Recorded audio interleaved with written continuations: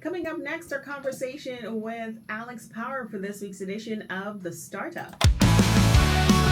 Good morning to you, Alex. Happy Monday. How are you today? Good morning. I am great. I'm better today than I was yesterday. I love the Nutrition Guyana gear. Oh, thank you. Yeah, just, positive vibes on a good Monday. Yeah, so I assume things have been going really great with that. Yeah, it's okay. It's all right. I really do. I need to do a lot more on it, but it's as a great little business, it's just chugging along. Can't argue with that. What's at the top of your mind this week? Oh, all sorts of things. Like we were just discussing how nice it is, and maybe I'm wrong in this. I don't think I am, but like I've been, because of my recent tie-up with GTA, the Guyana Tourism Authority. I've been going on a lot more excursions and seeing a lot more of Guyana, which has been amazing, and like documenting it and putting it out there for everyone to see. And it just feels like there's a lot more Guyanese people, like a lot more locals, doing local tourism, and it's really nice to see, like, people being interested and active and going. Like we were in New Amsterdam and we did a tour. We'll call it a cultural tour of New Amsterdam. We saw some churches, did drive-by, went by the mark. And there's a couple other tour buses doing the same thing on the same Friday, and it was just a bunch of locals, one bus from Suriname. And it was nice to see. And it kind of gives you this a little indication, at least, that like domestic tourism is super important. Yeah. It's nice to see that we're developing that, within our borders, and more people are being active in it. Yeah. No, I agree. I think sometimes, like, or not just Guyanese, but citizens in a country sort of begin to take your environment, your local environment, and all of its tourism offers for granted. I think just because, you're walking past these different buildings every single day. Like, for example, there's some tour companies offering like walking tours around Guyana. Oh, that's great. Around Georgetown.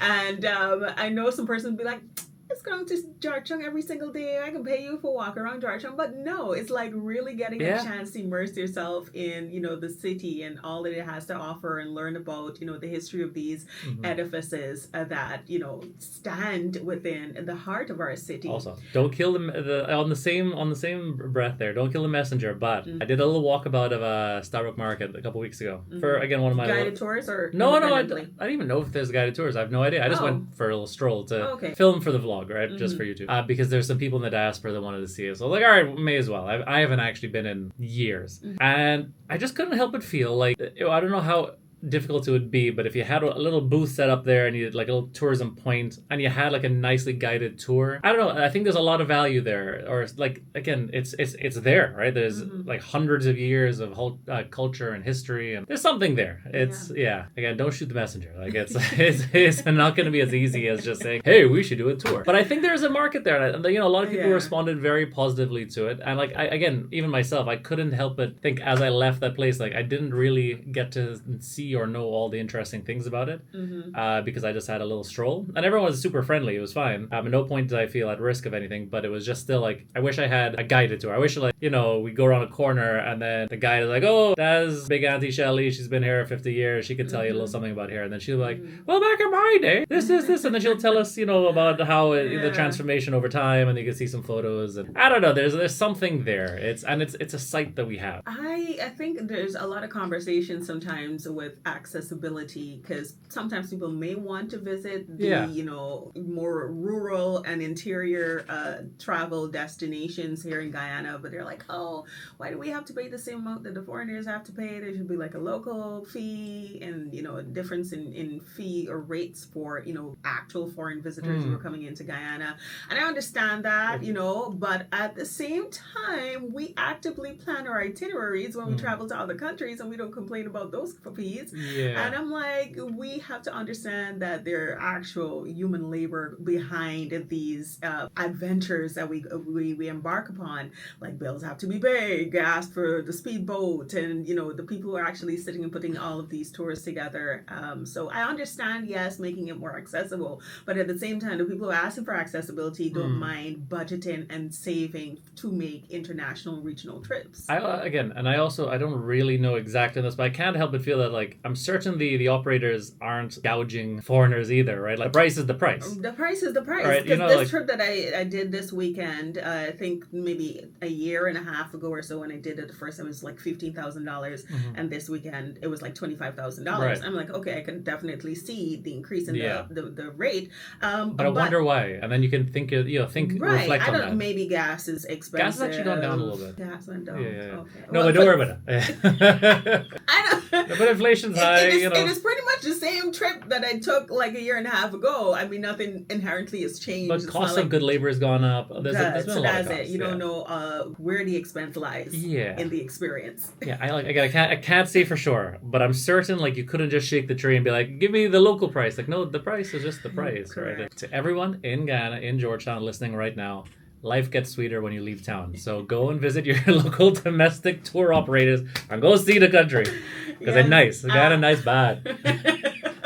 You exactly have 1 week or less than a week to apply for, again, these people still owe me money, but the Small Business Bureau. Well, I put a proposal, they don't want to hear it. So, but I feel like this is too good to not tell the average person. There is a Small Business Bureau program. It's a grant. 1.2 million Guyana dollars to give 12 people for a green project. I know for a fact, because they haven't done any engagements, that there's still like less than 12 people applied. So if you go apply, you can get your money. You got to write. For a fact. Look, maybe not for a fact. Maybe I'm stretching the definition of what a fact is. I'm just saying that if you are young, or not even young, if you're an entrepreneurial person, not even entrepreneurial, if you have a green business idea, something to do with something that'll help better the environment, there's a really great program. You can go look it up on their Facebook website. It gives you step-by-step on how to apply. The deadline is August 31st, but they'll probably extend it, so you got a little bit more time. But everything's there. Everything's free to apply. You got to join SBB, which is free. And how long is it going to take for you to be approved? Well, I don't know about that one. But anyway, I think you could get through. If that's a requirement, then doesn't that also act as a barrier? Well, yeah, but I don't think it's a big barrier. Again, here's what. By next week, I'll go... After this, I got an hour before my next meeting. I'll go apply, and then by next Monday, I can tell you how hard it was. But for the average person looking for your break, there's a grant. It's 1.2 million, and you could go and build it specifically for green businesses. Now, even if you don't have a green business idea, there's nothing quite like taking a normal business idea and shading it green. You can make it work. All right, good. I'll see y'all next week. All right, Alex, thank you so much. And just remind us of how we can support your various ventures and At this point, you can just find me anywhere. Just find Alex Power on any platform. All platforms, except LinkedIn. LinkedIn sucks. Oh, okay. What? Next one. All right, we'll have that conversation next week. Good morning, Guyana. How are you guys doing? It is Monday. It is ready to rock. It is a good day for Nutrition Guyana. Not anything special. It's just always a good day for, building your dreams, doing your thing, putting yourself out there. Okay.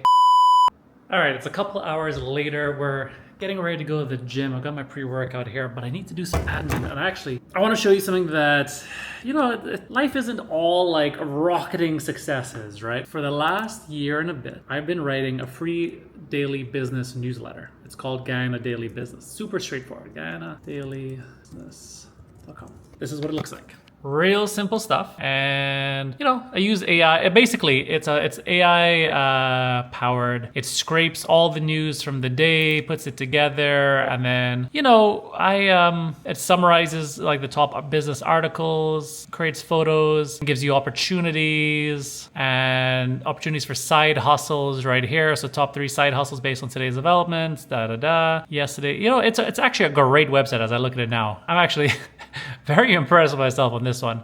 There is a problem though.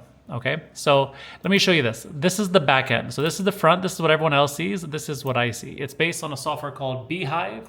There you go. Oh, Beehive. That was Austin Powers' joke. Okay. And we currently have 1,552 subscribers. Admittedly, I haven't posted in the last couple of days, or actually, honestly, it's been since Jamaica that I haven't been writing this. It's just doing the daily vlogs and then doing this and then, editing and filming and writing this newsletter, which takes me like an hour every night. And it is exhausting and I just stopped doing it. It's there's also a much larger economic problem. So as you know, everything I'm doing right now, I'm trying to create as much value as humanly possible with as little resource as humanly possible, because I don't really have that much resource. I mean, to say I have nothing is an insult to the people who actually have nothing, but you get what I mean. I'm trying to build like $1 billion and I've got a couple $100, right? So enters the problem with the newsletter. The newsletter costs me about $250 a month for the software and for all the lots of different softwares and for the AI and for everything, to do everything. And it has only earned me, and this is not going to be very good business prowess. Where are we? You're going to be questioning my acumen right now, but it has cost me, where is it, wallet? It has cost me 300 times 12, so like 3,600 US over the last month, over the last year. And it has only made me $419.40. Now, that is straight dollars from adverts that they've helped me get through, but it's not a lot. Not a lot at all, considering, again, 1,500 very interested people in business in Guyana. Now, I have reached out to other, to try and get private sponsors, but that never really worked out. So, they weren't willing to pay. I get ghosted a lot in this country. But, I did it. I did it for not out of goodwill or the goodness of my heart. I know you're saying, but Alex, then why did you do it for so long? And the secret is, when I first started doing it about a year and a half ago, I was an extremely lost individual, right? I didn't have Nutrition Guyana. I didn't have tie-up with the Ministry of Tourism that I do. I didn't have any of the opportunities that I've been so blessed to have. And I've got a lot of things in the background that I want to show you soon as they work out, right? And I had nothing. So when I first started writing this back in, I want to say March or April, this was literally something for me to hold on to reality. Right? I was clinging on to reality because every single day I had to go and write this newsletter, and it was something that I did every day before bed. And it was just something that, again, it tethered me to reality, because if I had to tune back in, I could get lost in the universe of my mind. But every single day I had to tether myself back to reality by writing this newsletter.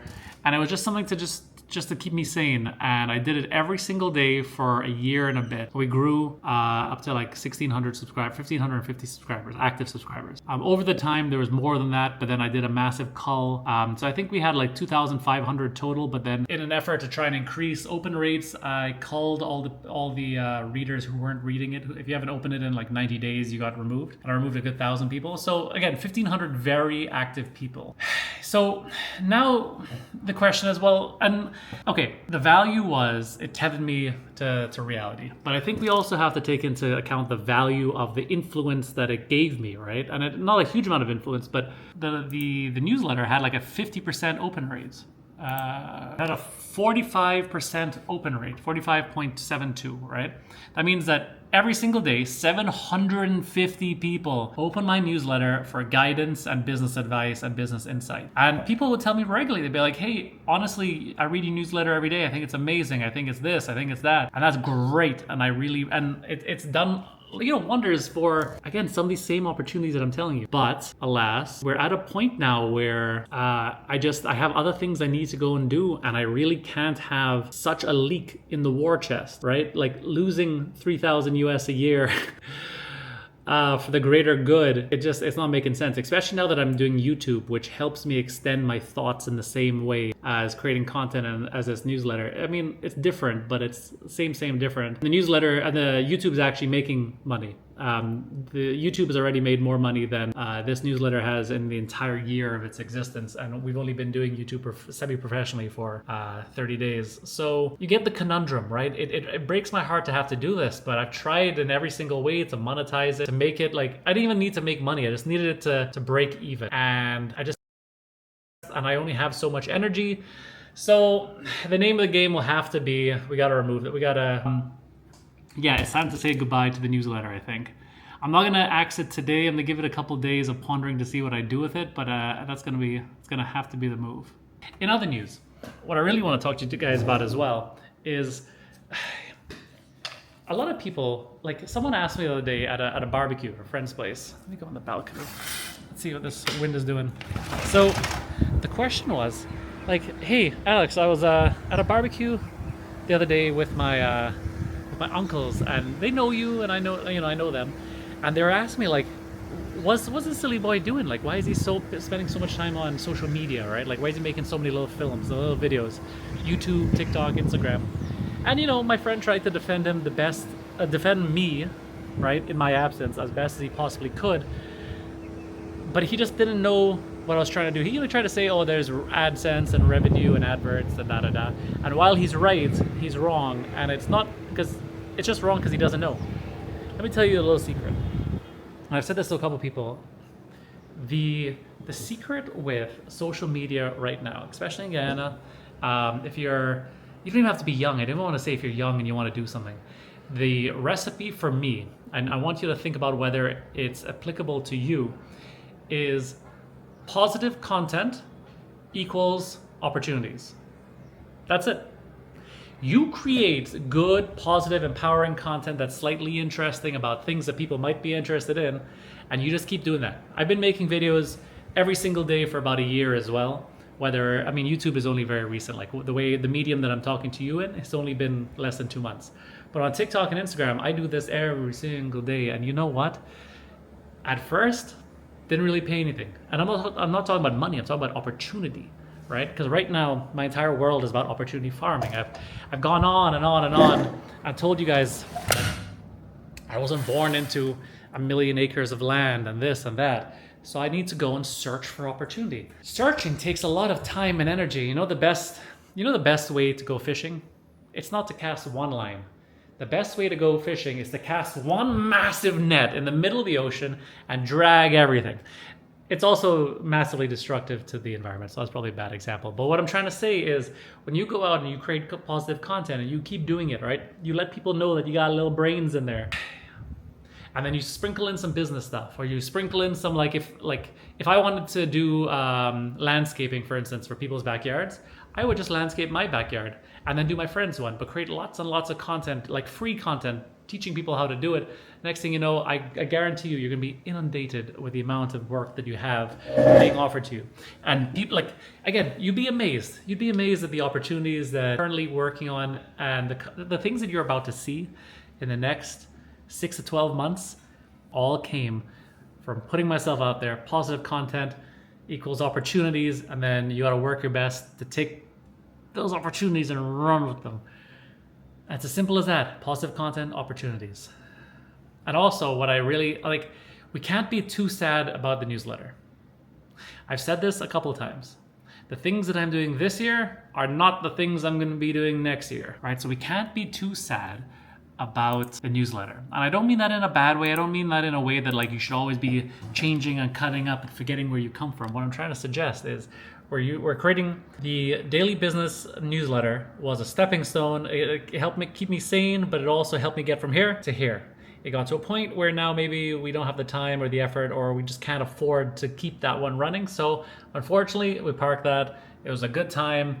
On to the next stepping stone, because we just can't afford to just, you know what I mean? It's all momentum. So we got to cut the extra weight and propel forward. Like, for instance, I'm not going to be dehydrating fruit for the rest of my life. That takes, a fair amount of my energy. So at some point, we're going to handball that business to somebody else, park it, or do something, and then, on to the next thing. Every single day, look, we're trading time and energy into businesses, which will create more opportunity.